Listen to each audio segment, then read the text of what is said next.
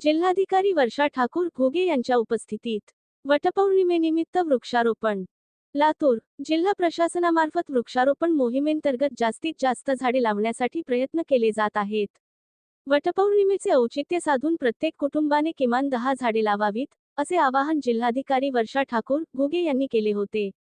One विभागामार्फत साखरा येथील Vilasrao Deshmukh one उद्यानात जिल्हाधिकारी श्रीमती ठाकूर घुगे यांच्या उपस्थितीत 50 वडाची रोपे लावून या उपक्रमाला सुरुवात झाली.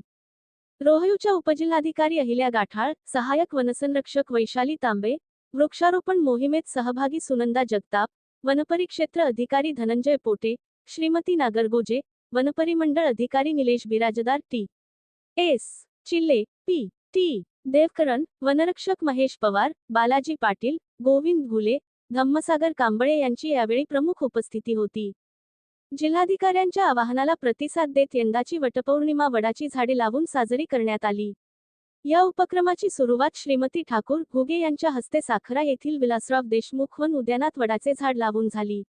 यावेळी 50 महिलांनीही वडाची झाडे लावून या झाडांची पूजा केली.